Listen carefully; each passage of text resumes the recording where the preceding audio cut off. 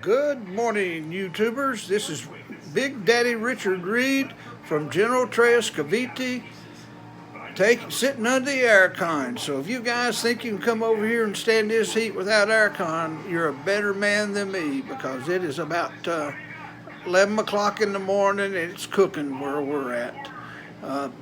Anyway, this week I was going to go on I missed you a couple of days because we've been busy. I was going to do a video on going to S&R, which is like a Sam's Club store. But my dear wife had me pushing the buggy. I couldn't push the buggy and video also, so she kept me busy. And then it stormed so bad that neither one of us could do any video, and it was just horrible yesterday coming back.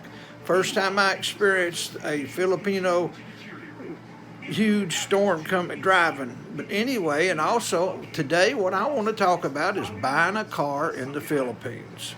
I have experienced doing this twice. The first time I paid cash for a Suzuki APV van. It's a Japanese vehicle. It's very economical. It's very cheap, and you know, there's no safety measures on that. And it was 500,000 and a few pesos, which equals around 10,000, a couple $100. But you know, it come up. I had a financial emergency. Here you either borrow money from a loan chart, and you know they charge you. They'll loan it to you, but boy, you better pay it. And the thing about it is the interest rate is really high.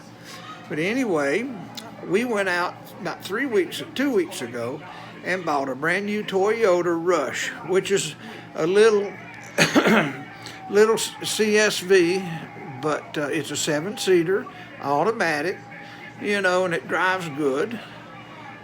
You know, the only problem I had was just anytime you talk to a salesman here, they think they own you.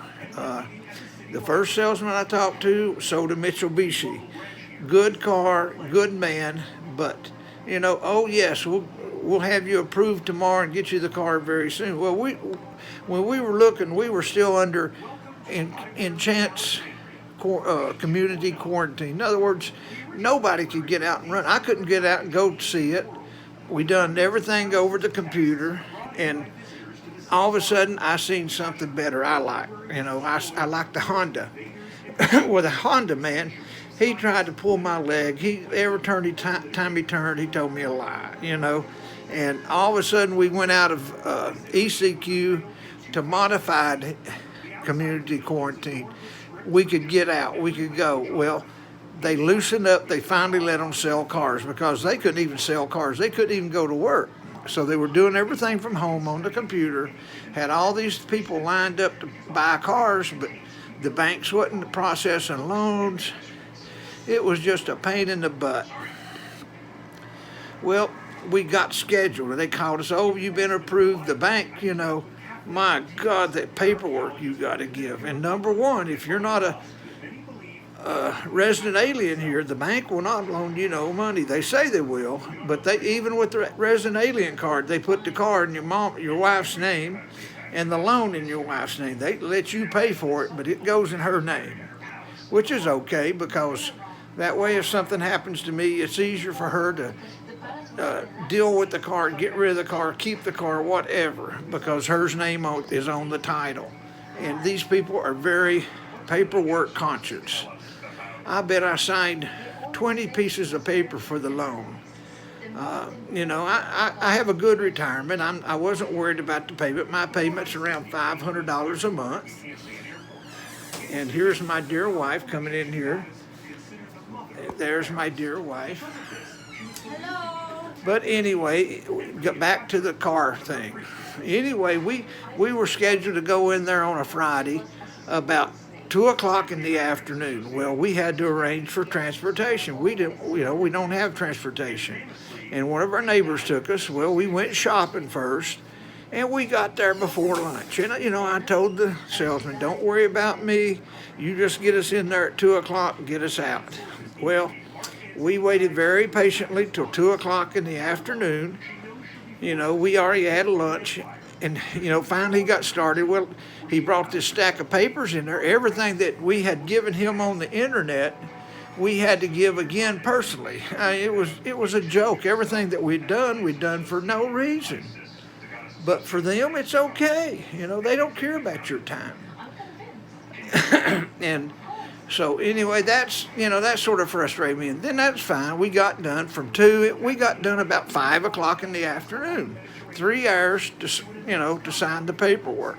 Ridiculous. And then he comes back. Your car's not ready. That's when I sort of lost it. I said, what do you mean my car's not ready? Did you not know that you were going to deliver this car to me today? Oh, we had 22 sales or 22 turnovers today. I says, I don't give a damn about your turnover. My car is the most important car that you sold today, and it should be ready. Well, as soon as I told him that, I didn't see him again until they released the car, and that was about 3 more hours. It was dark. It was almost 8 o'clock when we got the car. Then he come up, oh, we don't have your tint on your car, so you'll have to come back. I says, no, I just paid for the damn tint and get it done elsewhere. I get in the car, no gas. I only had like 1 bar. You know how they do with the gas. I only had 1 bar on it. I said, y'all don't put gas in the car? Oh, this is what we do. I says, well, this is not a good way to do it. I said, if I run out of gas, I'm going to come back and kick your ass. Well, of course, I barely made it to the service station, and it held exactly what the car held, in liters. It held exactly what the specifications called. I mean, I was on fumes. Well, we got home. Everything went well, but I was really aggravated, and I didn't do it. I waited. He messaged my wife. He says, well, y'all can set up an appointment, get that done with your tent, and I'll give you the rest of your papers. What papers? Well, your coupons for your maintenance, which is free, and your maintenance schedule. I says, you didn't think about giving that to us last night? And of course, he don't want to talk to me. So I just let it go. I cooled off. I waited a couple of weeks, and then I emailed Toyota of the Philippines. I was just very dissatisfied with the service I got. I bought 4 or 5 Toyotas, and this was the worst service I ever got in my life. And my wife told me, she says, well, you're in the Philippines. That's how they do it. I says, well, they need to change it. I says, I just dealed out, about $20,000 for a car, and I got treated like a pile of crap. And these Filipinos, they probably, they take it because they just think it's natural. They think, oh, they own them. They can tell them what to do, and I sit there and I argue with them. I don't think that I'm supposed to wait. I think I'm supposed to be the most important customer that they have. And as a salesman, I was, but not to them. Anyway, I sent about a 2-page email to Toyota, and then my wife got a phone call from the gentleman. Oh, I got called to the office about what your husband wrote. Well, of course, my dear old wife, she's so loving, and she apologized, and she come up to me. She said, I need to talk to you about something. I said, that's fine. She says, did you email them? I said, of course I did. I says, were you happy with the service? No. I says, well, I didn't. I says, here's the email. Did I say a lie? No, you didn't. I says, but that man didn't have enough nerve to call me. He called you because he didn't want to listen to me because he knew I was right. And that's so. So, this has to get cleared up or he's going to be in trouble, which, basically, I want the tint done. I want the coupons, and I'm satisfied. I'm done with it. The car's a good car, but, I just felt like buying a car in the Philippines is probably a real bad situation. If you got cash, go pay for it. You're going to get to run around doing that. I even done that with the first car I had. It took about 3 hours to get that thing out the door paying cash. They wanted me to pay for the car before I even seen the car. I says, I'm sorry, you've got to be some kind of a nut. You know, I'll pay for the car when I see the car in front of me. And here I'm carrying 500,000 pesos cash in my pocket, and they wouldn't even take the cash. I had to take it to the bank and put it in their bank account. I mean, everything here has its way of doing it. And you never do it right the first time, fellas. You just need to take your time, let your wife do all the work. You stay home, let her do everything. You're better off. I love this place, but I get aggravated sometimes, and there's not a darn thing I can do about it except just complain a little bit.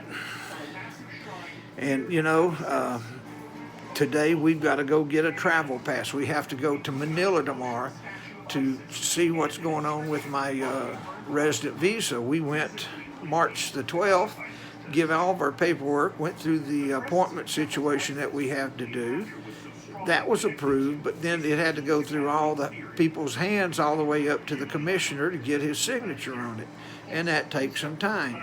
Well, I've been checking ever since March the 15th about on their website about approved visas, which that's where you do. We checked every day, and finally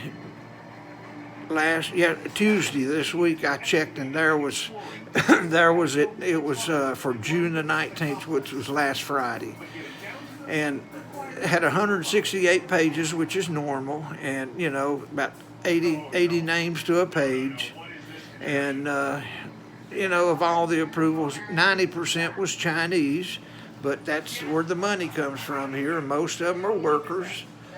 Some of them are married to Filipinos. Mine is a resident visa by marriage, and you know, but my name was not on there. So all I can do is go to the immigration Friday, talk to the officer. You know, my visa's expired, my ACR card is expired, so what do? Do we just wait? Which is, maybe that's what I should do, don't even go, but Judith says no, we should go, because if you get stopped and somebody asks for this, maybe they'll put you in jail. And you know, in reality, that's what they should do. But I've done paid for everything. I've got a receipt, so we'll just see how things go. But anyway, if you come over here and want to buy a car, the best thing to do is pay cash. Second best thing to do is let your wife do everything. You just stay at home. She'll probably get better service and get out of there within a few hours. With you there, they're going to make sure everything is done 3 or 4 times. 8 or 9 people is going to check every paperwork that you did, and you're there for, you know, I was there from 11 to almost 8:30 at night, and you know, that's unreal. I've been in Tennessee, bought a car and had the keys and driving home within 2 hours, and that was them washing it and detailing it also. But you know, they only had one person working, taking care of the cars. What do you expect? You know, they try to save every dime they can do. But anyway, guys, I'm going to do some more posting. I thank you for watching. If you like, please push the thumbs up, subscribe, help me out, fellas. I'm learning how to do this. My email is rdreed2004@gmail.com. My Facebook account is Richard Reed.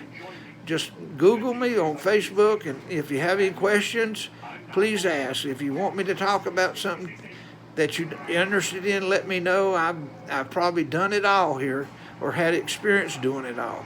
Anyway, have a good day. I'm sitting under the air conditioner watching American TV on my internet box, which I highly recommend if you like sports or anything, because without this you're not going to get to watch it. Anyway, have a great day and God bless.